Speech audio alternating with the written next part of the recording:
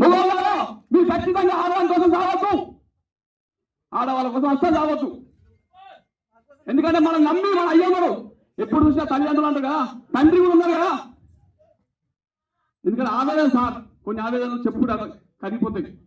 నా ప్రాణమిత్రులు, నా ఆప్తులు అంతా మీరే కాబట్టి మీతోనే చెప్పుకోనికి వచ్చిన.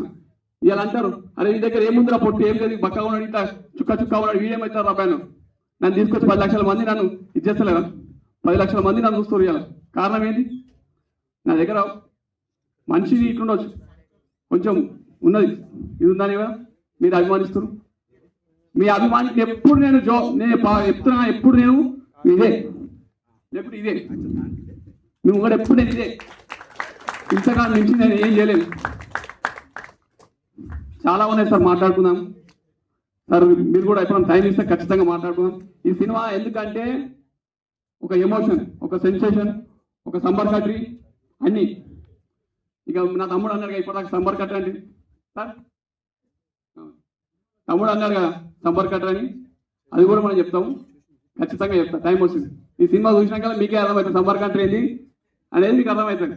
ఇది చెప్పిందంటే మీరు థియేటర్ 100 రూపాయలు టికెట్ పెట్టి రారు. సో అదే దయచేసి థియేటర్ చూడండి. థ్యాంక్ యూ సార్, నాకు ఈ అవకాశం ఇచ్చిన